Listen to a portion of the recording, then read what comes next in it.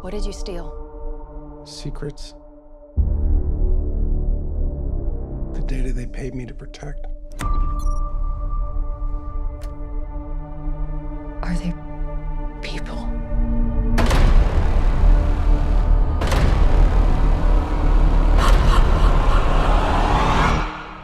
No.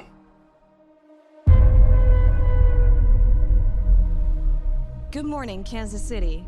Let's take a look at today.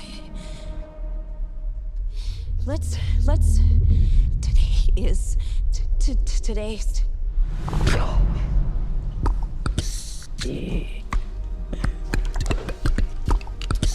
Do you understand what she's saying?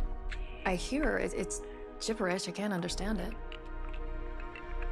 And I can. What's happening to me? People are starved for the truth. I'm a part of it now. I'm just sorry they made you a part of it too. Hello, Jane. Please, have a seat.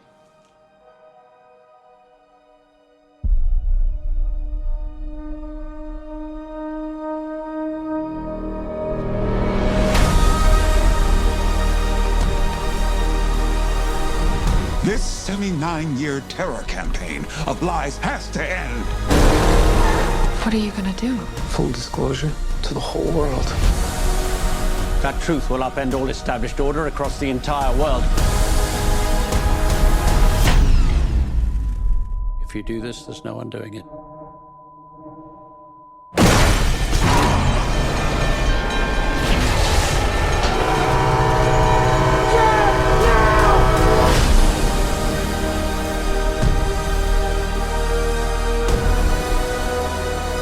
Why would they do this?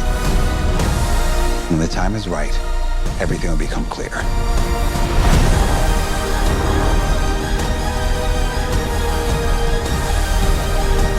Whatever happens, don't you let go.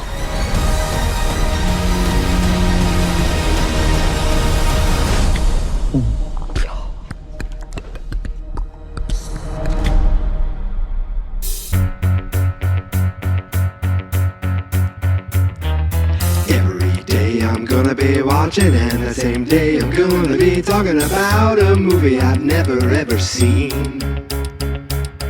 Some I'll be watching on my laptop, some on my tablet, some on my TV, and some of them I'll see on the big screen.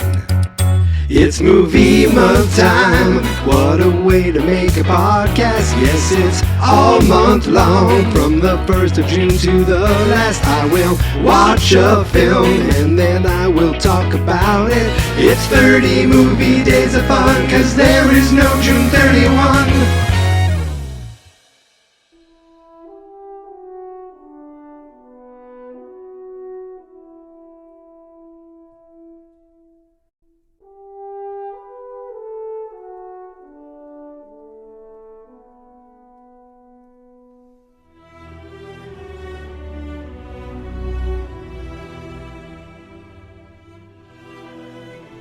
Happy Sunday, everybody! It is Sunday, June 14th, which means for the 14th day in a row, I watched a movie that I've never seen before. And for the 14th day in a row, I am here podcasting about it to each and every one of you. Everyone all over the globe is listening to my voice right now as I give you the disclosure of my thoughts of the 2026 Steven Spielberg film, Disclosure Day. I am currently sitting in the parking lot of the Cinemark movie theater in Salem, New Hampshire. I have an AMC theater really closer to my house. Like, I could be there in 10 seconds. Well, I could drive there in about a minute and a half. And yet, for the past couple of years, I've been finding my way, coming to Cinemark more, maybe about a 10-minute drive. And I'm enjoying it more, crossing over the border into New Hampshire, you know. It's a it's a newer theater. I think it's a nicer theater. They don't have the quote unquote IMAX screens, but they have the XD screen. And today, that's what I watched this movie on. This morning, that's what I watched this movie on, because I went to the 9 a.m. showing. I've talked about this before. Going into a movie with coffee and in the morning is just magical. Now, I brought my coffee, but this movie is 2 hours and 40 minutes long, or thereabouts. It's a long movie. So I was deathly afraid of sipping my coffee because the last time I went to a theater just 14 days ago, or I guess 13 days ago, I don't know how days work. The first of the month, I went to see The Mandalorian and Grogu. And I was like, you know what? I had to run and just, make a number one. Let's just put it that way. But there was no way I was getting up here. I would have done whatever I needed to do to sit in that chair and watch this entire movie. Thankfully, I restrained myself and I sat there for the entire film and I watched this entire, do I want to say masterpiece? I don't know what, it's all kind of just, it's very, like instant. This is like my reaction. I got out of the theater, called my wife really quick and just said, hey, I'm going to go run all the errands I promised. I got to run to the ATM. I got to run to the market. I said I'll even vacuum the car out because there's dog hair everywhere. There was another thing. Oh, I got to go pick up some stuff at the vet. All those things. I said I'd do them. And that's compromise. I was like, how about I do all these things? But I go see a very long movie right away in the morning first, which is what I did. 9 a.m. There were maybe 4 or 5 other people in the theater with me, and that's fine. But I got out of the theater and immediately took the car and turned it around because I'm facing the theater and people are going to see me talking to myself into my handheld recorder that has a wind socket on it that looks like Don King's head of hair. And so now I'm facing away. I'm facing the abandoned Sears Automotive Center. But I see the Salem, farmer's market in the distance, not too far away. So people turn, they could see me looking a fool, but there's less of a chance. Except someone seemed to park like right near me. Okay, that's weird. So I just got out of the movie and I did not know what to expect. Like I was like, okay, this is obviously an alien related movie, extraterrestrial, space aliens, life on other planets kind of thing. And I'm assuming we're going to find out at some point, like the whole point is for the world to find out, the quote unquote disclosure day. But I don't think I knew how into it we were going to get. Now, I'm going to warn you right up front. This is a weekend of release review. This is a weekend of release podcast. So if you haven't seen Disclosure Day yet and you want to see it and you don't want to get spoiled, thank you for downloading this episode. I'll wait. Save it on your podcast app. Save it on your YouTube channel, and you can come back when you finished watching it. So you and I, we're talking about the same thing, and I'm not spoiling you at all because I want to talk about what I saw in this movie. And all right, are we good? Spoilers, because I mentioned that, but a lot of the movies I watch are older, so I don't really. It's not as big of a deal to me. But this one just came out on Friday or Thursday night, preview. So it's brand new, and I really hope. It seems like it's been received well. I hope it does well. I think it's doing good. Not that Steven Spielberg needs a win in anything. He's Steven Spielberg. He is the win. He's the wind beneath my wings. That was a play on words. I added the D, and then there we go. But I just want him to have like a big movie. That's not a prequel. That's not a sequel. That's not an IP. It's just a Spielberg film. And I'm thinking, as far as Movie Month is concerned, the only other Spielberg movie that I think I did for Movie Month is Ready Player One, which is an adaptation of a novel I really liked.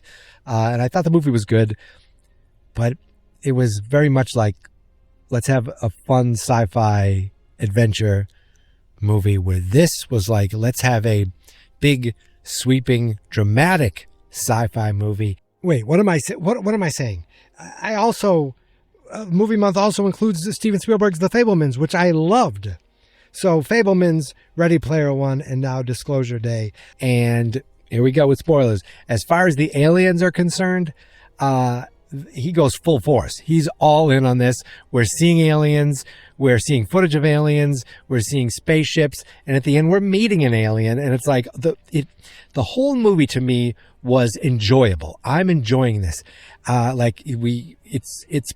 It follows, I don't know what led to it, or maybe the aliens just thought it's time, but it follows, these two people played by Josh O'Connor, who I don't think I've ever seen a movie that he's ever been in. And yet, yeah, sorry, Chris, I haven't seen the tennis movie. And yet I'm looking real quick at movies he's been in. And yet this probably won't be the last Josh O'Connor I see for movie month.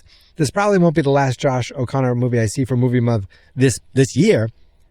Might not even be the last one I see this week. But this is the first time that I've seen him in a motion picture. And he plays one main character. It's really like 1A, 1B as far as who's the star. Obviously, Emily Blunt is a superstar. She's the name above Josh O'Connor's, which is fine. But they're very much equal billing, I feel like. Emily Blunt, who I have seen in quite a few. If you first asked me, like, what movies have you seen her in movie month, I would say, oh, Quiet Place 2. But I'm like, nope, I was way off. We got Edge of Tomorrow, A Quiet Place, Sicario, A Quiet Place 2, Oppenheimer, The Fall Guy from just last year, and now this. So she's the other main part of it. And they were both excellent. They were both excellent in these roles. They're coming from, like, she is a Kansas City meteorologist, or maybe just a weather reporter. I'm not even sure if she's a meteorologist because she wants to be at the anchor desk. So she's a Kansas City reporter for a local news, and this other guy is on the run. We see him on the run right away, like he's trying to steal something. He actually gets away with it. Him and I'm guessing his girlfriend Jane. They are escaping from some facility that Colin Firth. Don't get me with the character names. Even though I just said Jane, I don't know that actress. So Colin Firth kind of runs his agency. He holds some device, like some piece of, almost looks like dark crystal, not like the crystal that Kal-El would use to make his fortress, but think of that, but not clear at all, just like dark gray. And that as some sort of device that they're all afraid of, like it's a weapon, and he's able to get away and go on the run. We don't know exactly what that device is, but we're assuming it's some sort of alien technology. And at the same time that happens, I don't know if that triggers anything, but at the same time that happens, a bird shows up, a cardinal shows up at Emily Blunt's house, apartment, and like they have this one-on-one look. And from that point, she can start, like her mind is expanded, where she can, all of a sudden she's speaking out a language she doesn't even realize it. She can read minds. She's expanded beyond her wildest dreams, like to the point where it's frightening her and frightening people around her. She's got a boyfriend in Wyatt Russell who's in this for a while, and then until she realizes she needs to dump this dude because he doesn't believe her and he's trying to get her to go back to this hospital. She goes on to the news that day and starts talking in click-clacks, alien click-clacks, and that's not the alien race. I'm literally saying click clack. It's like, and then she passes out. That's when she ends up at the hospital. She's trying to tell this dude, there's something wrong with me. I'm knowing what's going on here. Who's that? Oh, that's FBI. She goes, that's not FBI. You need to get me out of here. They're on the run now, and she starts saying, I need to find this guy. She just knows she needs to find this guy. And then at the same time, in between both of them is Coleman Domingo. I first knew this guy from Fear the Walking Dead. That's the first time I've seen him. And the moment he opened his mouth, he's got this delivery that's so suave and so cool. And I remember thinking, he's too good for this show. He is too good to be on the show. Where did this guy come from? And then, mind you, he's been acting for years, but to me, that's the first thing I recognized him in.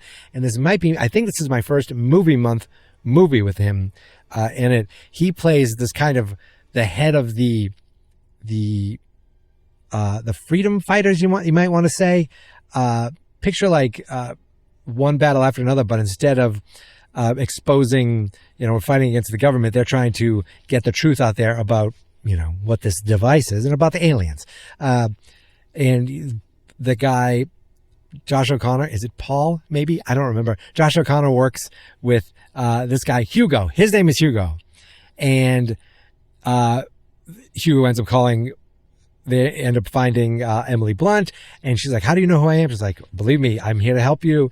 And they end up connecting them together. At the same time, you got Colin Firth trying to chase them down and figure out where they are, and he can use the device to connect to people and find them, like almost like a GPS, alien GPS, but he can actually have conversations with them, and it almost looks like they're in the room with them. So there's a lot of tenseness going on there. Colin Firth, to me, he's the quote-unquote villain, but it almost feels like he thinks what he's doing is the right thing, because he doesn't think that the world is ready for this. The whole thing is, what would the world do? Like the guy Josh O'Connor, he's like, it's not up to me to decide. The world needs to know these things. He ends up showing his partner, his girlfriend, this footage that is like old footage of President Nixon meeting with someone. It was like a TV star at the time, I think they said, and looking at alien bodies, like they're seeing aliens being tortured. And we're seeing these little, they call them the Greys. They're not the tall dudes we'd see in Close Encounters, but you look at them and say, oh, they're Martians, even though, not Martians. Come on, that's crazy. Mars was right there. We would have seen them by now. But they look like you can't miss the fact that these are supposed to be aliens.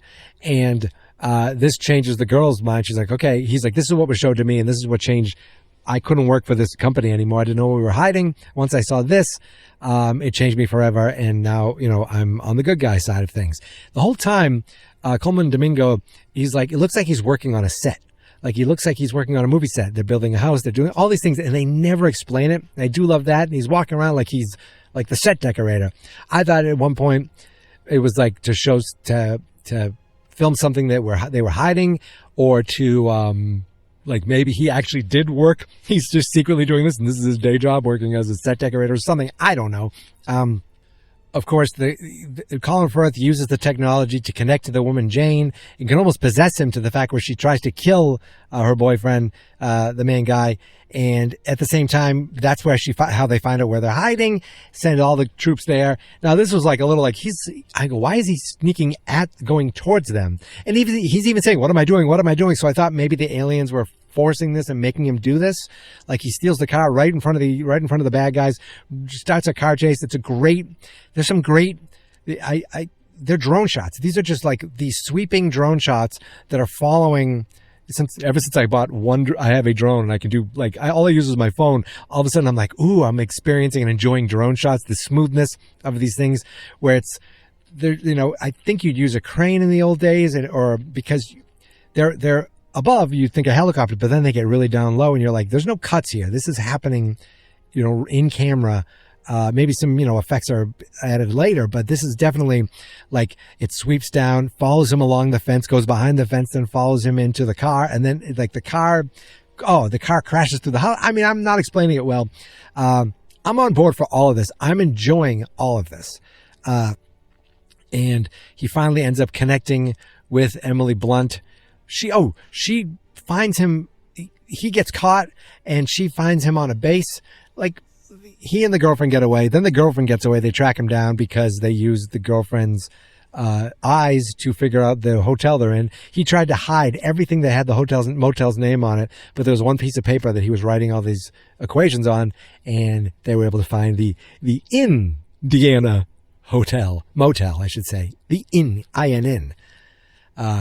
And that's how they tracked them down. She got away. But she got away. Oh, he had all the files, and he didn't care about that. All he cared about was getting the third device, because there were 3 devices. One was stolen, one was, and then he stole the other one. So we find out, I think Coleman Domingo stole one, he stole the other one, and she ends up taking it, and we forget about her for a while. I forgot completely about her and the device. I was like, well, I guess she's out of the picture, but it comes back to play, because that's what good filmmakers do. So he gets caught, but she uses her Emily Blunt uses her telekinetic powers to basically walk right onto the base, walk in there. She's able to show these people visions of people that, their past, their childhood, their late wives with Colin Firth. And she walks right out with him and they drive away, and they're like, no, we need to stop them. We need to get them. Let's track them down. So they end up tracking them down to this warehouse. And before we get there, they get to the warehouse, and she's like, what the hell is all this? Oh, because they get pulled over by guys in fire engines, but it's the good guys. They like, the good thing about fire engines is everyone gets out of our way. And so they're the good guys. They go back to this big warehouse where a full replica of Emily Blunt's house is. They've been dropping breadcrumbs throughout the movie that she had some sort of traumatic incident with her growing up. She doesn't talk about it, but she's dreamt about, she has weird dreams where she sings these songs, and someday my prince will come, and she talks about a gingerbread house, and like all these things we don't quite know yet. She also her father had Parkinson's, and at one point she's shaking so much she's afraid that's what's happening to her. She's guilty that she kind of abandoned him and didn't want to see him. But they're at the warehouse. All of a sudden the bad guys show up, and she said, quick. She takes the crystal from Domingo, Coleman Domingo. Oh, by the way, Colin Firth ended up connecting to Hugo, Coleman Domingo's character, and that's how two people walked in, and that's how they were able to track down where they were. Like, he says, everyone get out of here, but someone barged in, and they realized they could track those people's cell phones. It was cool how they did it. So they track them down, and then Emily Blunt takes the crystal because she just like seems to have this power in her, and holds it and turns everyone invisible. Now I've jumped ahead. I missed something because while she's there, she's like, what is this with my house? He goes, I need you to see everything. I need you to remember this thing. She goes, no, I don't want to remember. I don't want to remember. And then we come to find out as they hook them up to this thing and they help them to remember using the device and kind of just thinking back to that specific day when she was 10 years old. We see that the guy's like, yeah, it's weird. These animals just come up and look at us. They look at us and they look scared. Well, it turns out that they find out that both of them were abducted, as you know, they weren't tortured or anything, but they were taken for testing, and the aliens would pretend to be animals to kind of disengage, like to disarm themselves in front of, I'm assuming, children or maybe other people. And she walked right through her wall out with these aliens to this house that looks like Hansel and Gretel's house. Did I say gingerbread? But Hansel and Gretel's house. And turns out that it's actually the alien ship. Like, you see the footprints, and it's a girl's footprints with little hooves, little like animal hooves. And then all of a sudden it's the girl's footprints with these like 3-toed feet, and you realize, oh, they're changing back to aliens. And then we see that she's actually on the ship they're not getting tested. I think they're getting imbued with something. It's like they're going to be the passengers. They're going to be the communicators. He gets sent all this computer data, like mathematics. He can figure everything out. He became a hacker. Then he got recruited by the Colin Firth company, which that's where Coleman Domingo worked too. They both defected. She got imbued with the power to know people. Like, he was able to know numbers, she was able to know people. That was the thing. So they were gifted a thing. It wasn't a curse, it was a gift, even though they both didn't like it. Then you realize, wow, these are like actual aliens. This is why they're connected. They were together in the room, being, I guess, tested on. So then they escape. I said they turn invisible. There's actually a fun, almost like Keystone Cops moment where they're running into things, the bad guys, because they don't realize what's invisible and what's not. So that was kind of fun. They drive straight to, I think we're going now. They're just like, I know where they're going. They go to the TV station. The whole thing now culminates in this big finale. I really enjoyed this movie throughout. I was enjoying it. I'm like, this is good. But there's nothing that's going, oh, there's nothing that's doing that. Even the alien part, I was like, okay, that's cool. I'm into it.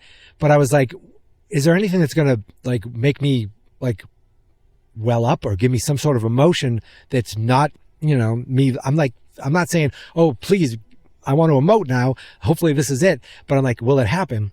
And yes, I went from really liking this movie to loving this movie with the big ending. So, they go to the TV station, and basically she starts talking to her director. We're going to go on the air now. Like, she's not ready for camera, but she goes, I need to go on right away. The whole time this is happening, there's this backdrop of a basically at the beginning of World War III that might be happening. We see people freaking out at gas stations. We see reports. We see there's a North Korea involved and Russia and the United States. So that's all happening. And that's like the biggest news in the world, but it doesn't pertain to our story at all. It's just the backdrop of this is all going on, which is another, like that. There's already tension in the world. Then this woman shows up and is like, you're going to put me on the air. The guy, Paul, I think that's his name, Josh O'Connor, has all these flash drives with all this tons of data, all these videos, all these redacted things, all these things that he wants to use to expose the truth. So he's uploading these things. Colin Firth and the bad guys show up. They shut down the power. They shut down the generator. She's about to go on the air. And then Jane pushes through, shows up and says, here, gives Emily Blunt the last power thing, the device that I forgot about her and I forgot about the third device. So that was a nice like closure. And she takes the device and holds it again. Now, before she was able to make everyone invisible, that thing, she used it so much that it disappeared. This time she holds it to the point where all the power comes back on. And she's about to talk. And Colin Firth just looks because all the power's off. He's like, it's over. It's done. And then the power comes on, and Colin Firth's like second in command. He's kind of the real douchebag. He tries to kill them. There's a whole train scene, which is exciting, a chase scene, which is great. Like not like crucial, I need to talk about it, but some really cool moments. He tries to kill them. And then he's like, aren't you going to do something? Aren't you going to stop them? Colin Firth watches, and he sits, this whole life, I feel like he's been dedicated to stopping this and not letting it get out. He was there in the alien torture room. He was there in some of the alien footage like they're showing. And then he just sits down, takes off his earpiece, and he's like, and he lets her go on. Now, I thought maybe she'd be like, it's time for you to know. And that could be the end. That could have been the end. And the movie could be like, wow. And what are they going to tell them? No, we get the full report from her. We get like, I'm going to tell you everything. This is now this. And she says the title, today is the disclosure day. They start showing footage. They're showing footage of a crash where the alien bodies are, the dead bodies. They're showing footage of the aliens surviving and walking into a tent. Now I'm assuming then those will become the ones that get tortured. So that's a little scary, a little sad, you say, because they're just these little guys like, hey, how you doing? They don't talk, but, it's like you get the whole thing. And I love that you also get like, this is a KC and news, and the main guy, he's like, you need to call New York. You need to get this. You need to start making sure that this isn't here. This isn't local only. And we see they call 30 Rock in the control room. Now they're dealing with World War III right now. We're going to cut away to talk to something in Kansas City. What? And and then all the other stages, and the director's like, what are you talking about? This is an NBC exclusive, which of course the guy would say. She's like, not anymore, it isn't. And it goes out to everything, to CNN, to MSNBC or whatever it's called now, to CBS News, to even Fox News. You think Fox News would cover it up and they'd say, oh, there's nothing, don't worry about it. But no, even they did it. I don't know, maybe Newsmax did. But like it just becomes it takes over, and we watch it through one person talking about, like a national person saying, this is the first time I'm seeing this. And like, she's fully welling up. She's like, I don't know what this means. Like, I don't know. What does this mean about us? What, like, we are truly not alone. Like, this is hard to watch. Like, and you start seeing everyone all over the world looking, because nowadays everyone has a device. Now you maybe see one person be like, what's going on? Or look, but it seemed like everyone had a device and everyone was watching. Everyone had good enough signal. That's great. Even in the subway. So we see just everything. Now, while that's going on, they're like, where's the loading dock? During this is going on, Coleman Domingo's character's like, where's the loading dock? Oh, back here. You need to, and I'm thinking the other fire truck's going to show up. But no, a white truck shows up, a white panel truck, box cut truck shows up and backs up, and the thing opens up, and all we see is this red glow on Coleman's face. And I thought, oh shit. They're going there.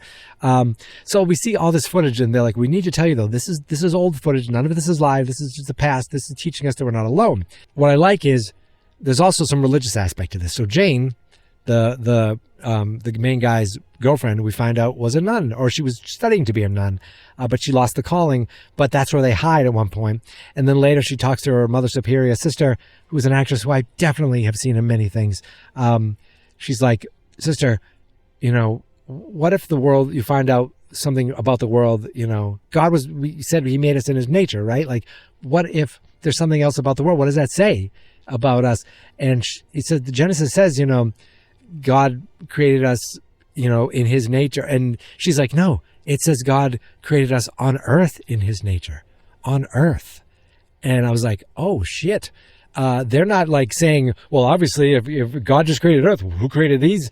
They're saying God created, they're not shying away from that point of the, the religious aspect of, no, if he created us here, why would he just have that gift for us here?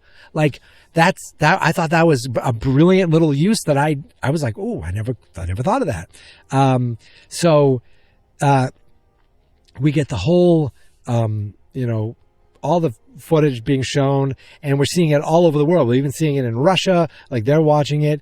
And then they wheel out what was in the truck, and it's like, it's in this plastic bubble almost like, but you see a wheelchair and you see this big creature in it. You don't know what or big something in it. And then they unzip it. It's such a long reveal that you're like, oh my God, are they going to show it? Are they going to show it? And then boom, we see this tall ass alien. I don't know if it's one of the little guys grown up. I don't know if it's a different alien from a different species. He's got the shape of a head that's almost ET like, it's not ET, but it has, the long neck and the big bulbous head and big eyes. And it looks like he's elderly. He's like standing up. They've been saving him. I think they said you helped them escape years ago. Coleman Domingo's people did. So they've had this guy hanging with them all the whole long. Coleman goes over, grabs Josh O'Connor by the hand, grabs Emily Blunt by the hand, leads them over to the alien. This is probably the alien who worked on them maybe years ago. And it's like, you are our vessel. You are the people that are going to help us. So he goes up to them, he touches them both, and he leans in close to Emily Blunt and says like, click, click, click, click, click, click, click. And then she's like, oh, ooh. And then she leans over to Josh O'Connor and says, whisper, whisper, whisper. This is what I said. Because they can understand the click, click, clack. They think it's English. That's what I thought was cool. She's like, what? Earlier, he's like, what are you talking about? This is what she said. He goes, you could understand that? She's like, yeah, it's English. No, it's not. So then they look at each other like, okay. She gets back on the camera and she looks into the camera, and we're seeing it through the camera. We're not seeing her. We're seeing her through the camera. And she just says, listen. And that's the end of the movie. And the guy next to me and his son were like, oh, what? Like they sat through the whole credits. I sat through I'm like, I'm not expecting anything. But out of respect to the movie, I like to sit through the credits now. I don't see movies like I used to, and I like to sit through the credits. And again, you never know, but I really wasn't expecting anything. Not in this type of movie. And my thinking is, it's time to listen. And, hello world, you guys, you earthlings, you are together. Hopefully that's going to diffuse the World War III. But then the pessimist in me thought, oh, okay, all these people who thought they were going to fight each other, now they're like, we have to come together as Earth. We have to defend Earth against these aliens. And now we're going to get to the Space Force, and we're going to go and we're going to go fight the aliens. That, unfortunately, is probably some people's take on what needs to happen now that they know that they're not alone. We need to defend ourselves. We need to do all these things.